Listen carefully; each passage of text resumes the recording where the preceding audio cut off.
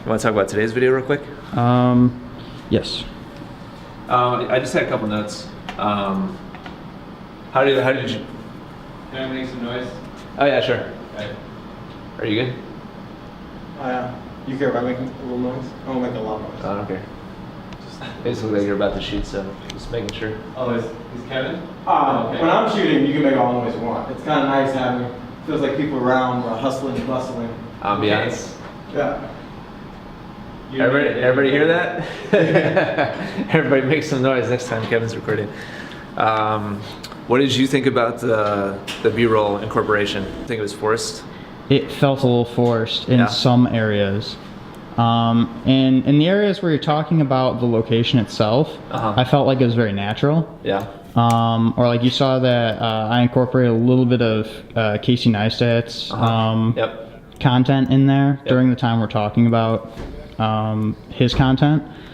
Yeah, I think that was smart. It felt a little dragged out. Like I rewatched it, and I mean, it could have just been because, you know, I was sitting there rewatching the same like conversation over and over and over again. Right. And so every time I'd kind of get to like maybe like 13 minutes, 14 minutes, I'd kind of be like, okay, I don't want to watch the rest of this. So I think the question is that because the conversation wasn't interesting enough for you to care about continuing to watch it, or was it because the B-roll wasn't good enough, or a combination of both?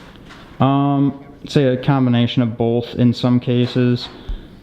It really depends, because it obviously our whole conversation was pushing like an hour, so I definitely cut it down quite a bit. Yeah. And you might notice I incorporated a lot of jump cuts, so that definitely sped things up. But and you know, cutting to stuff like this definitely sped things up and kept it rolling. Yeah.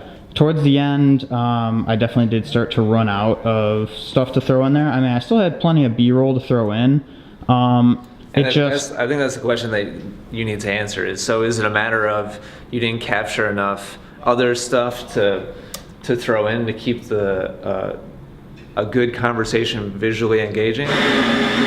Or was the conversation itself just not good enough to keep it that length? Which do you think would have been the better fix in this situation?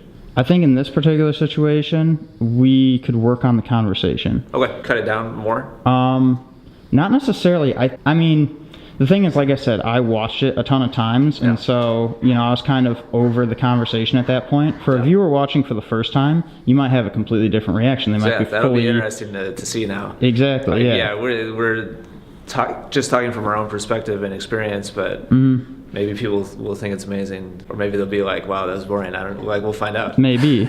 The other thing I noticed, though, is that the content itself of the conversation, I feel like it doesn't speak to anyone outside who's involved. So I felt like the conversation was more directed towards what I shot and what I did, and not so much in a general sense that people could necessarily relate to. So you think there's enough context for an outsider to understand what's I think there's enough context if they watch the first video to understand what's going on. But if it's the first video they're watching, then... Yeah, exactly. Okay. The other thing is also that I don't know how much value it necessarily brings, because there's, like I said, it's more directed towards the specific instance, versus, you know, a general, like, helping people with their potential issues that they might be having and generating content and, you know, getting their stuff out there and promoting it. So as you watch more of Gary, I understand what you're saying. Like, you're thinking more in terms of like a really specific tactical, like, step one, like, do this, step two, do that. But I think what's really smart about what Gary is doing is, rather than explain, here's what you do, he's just doing it and leaving it up to the people who are paying enough attention and motivated enough to, like, learn from the action and then go do it themselves. I'm not necessarily saying I want to hardcore go in that direction, but understand that there is still a lot of value to people who are paying attention. There's still a tremendous amount of value just to be in on the conversation and be able to watch the development Yeah. of what we're doing. Like, for instance, I watch a lot of Bill Burr's podcasts, and he does a lot of stuff about, like, relationship advice. Yeah. And the thing is that he takes specific instances, and then he kind of gives his advice on those specific instances that might not necessarily relate to people in general. Yeah. Now, obviously, he's a comedian, so he's entertaining through the whole thing, so it brings entertainment value. helps a That's, lot, yeah. that's why I watch it. Yeah. But the other thing is that his advice usually it points towards that specific instance, and then he'll totally go off on that tangent, and he'll apply it to a general instance to kind of help all the viewers in general understand. To make it more valuable. Yeah. Yeah, sure. So one thing I loved about this was when we were walking. So when we were walking down the street, there was like right when you started talking, you said, one of my favorite content quotes Right. is "There's no such thing as a video that's too long." Right. I think that's incredibly valuable. I think that's incredibly helpful.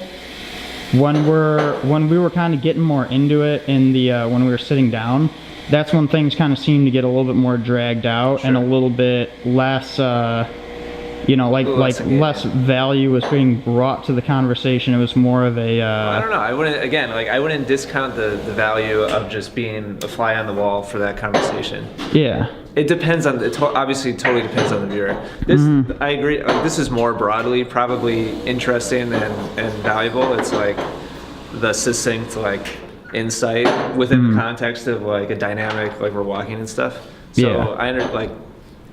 Objectively speaking, I understand what you're saying, but I don't want you to feel like there's not value to this, because there for sure is. Okay. It's just kind of a different style of delivery. What I kind of got from this experience, and looking at like Casey Neistat in comparison to Gary Vee, super I see different. that they're very different content based, but they actually have a lot in common. In the sense that you hit the nail on the head when you were saying Casey Neistat just brings you through this journey, and he's really really good at storytelling. Yep. And he keeps it interesting, and he's able to go from place to place over a long period of time, and somehow keep that story concise. Yeah. And on like run it through that journey and keep it fairly stable through that huge time period, to where he can bring it down to that 15 minutes, and it all feels like it all just happened in 15 minutes. Yeah. And Gary Vee goes in the direction of he kind of just has people film him, and then he just talks about he talks to people and he talks about what he wants to talk about. But the thing I see in common with those two things is that in both styles they have kind of a goal. In Casey's videos, he has this goal of today we're going to go do this. I'm going to bring you along with me. This is how my day is going to go. And then Gary Vee does a similar thing where he says, okay, we're going to sit down, we're going to talk to this guy, we're going to talk about his business, and we're going to bring you through that journey, I guess, if you will, of how we can push this guy to success.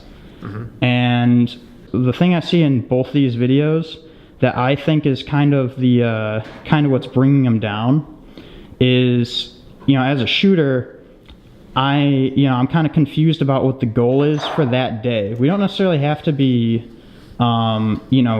particularly, we don't have to be particularly like planning out what's going to happen for the whole video series. But if we have like a specific goal for that day, I think the value of the content will be brought up to a much greater level. Yeah, I agree. Because it can help you create visual context around what's actually happening. Yeah, and it also helps me with the with the selection of what's being said and what's being brought to the actual viewer in editing too. Sure. Because I don't think the problem's shooting. Like you were saying, I'm fairly good at getting good shots and capturing the different moments.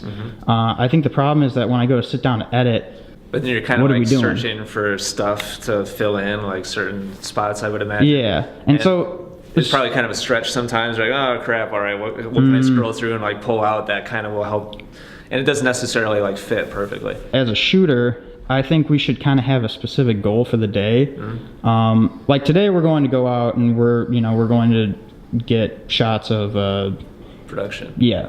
And so today will just be kind of like an on the fly, like what happened today. And that's what I was originally thinking. That's how I created the first video is, I kind of imagine like almost the style of like the show The Office, that's kind of what I took from when you told me, you're like, okay, you're just going to follow us around. You're going to kind of capture what happens through the day. That's like the first thing I thought of. And so I was like, okay, so we're going for entertainment value. And so that's kind of what I was thinking when I put together that video. When I put together this video, you had voiced to me that, or what I took out of it was, well, we're not going so much in the direction of entertainment. We're going more in the direction of what brings value to people's lives. And so that's how I cut together this video. It's easy to tell. Yeah. Watching it. The thing I see in this video is that there's not really a clearly defined goal, and there's not really like a clearly defined topic. Sure. And so I feel like the viewer will ask themselves at one point, why am I watching this? I think it depends on how well the content is done. If it's if at any point it starts to lag and like low and it's like then absolutely, like they won't literally consciously ask themselves that question, but subconsciously it'd be like, all right, well, time to move on to something else that makes sense or is more entertaining or more engaging or whatever. I understand what you're saying, and it would make it easiest for you if we predefined it ahead of time at the beginning of each day. Most days it's probably doable. That we at least have a general idea of like, here's what's gonna happen, here's where we're going, here's what we're working on. So most days we can do that. Well, like what I was thinking. I just want you to be open to the idea or the concept that regardless, even if you had no idea what was happening, it's still possible for you to create a really well put together story. Oh yeah, definitely. For you, like in terms of your development as like a shooter and a creator, I think that should be your goal, is to be able to walk in, have no idea like what to expect, but capture it in the moment and then cut it together later in such a way that it's still like super strong. I'm not trying to be like you're on your own, but at the same time, I want to challenge you to up your skills also. The first comparison I kind of came up with was like I was driving home and I was kind of thinking about, I guess no, I was editing it together and I was thinking about this. And the first thing I kind of thought of was just like, you're almost like Mr. Miyagiing me, like the wax on, wax off. Where it's just kind of like it just works out in the end, but I'm not really, I have no clue what's going on.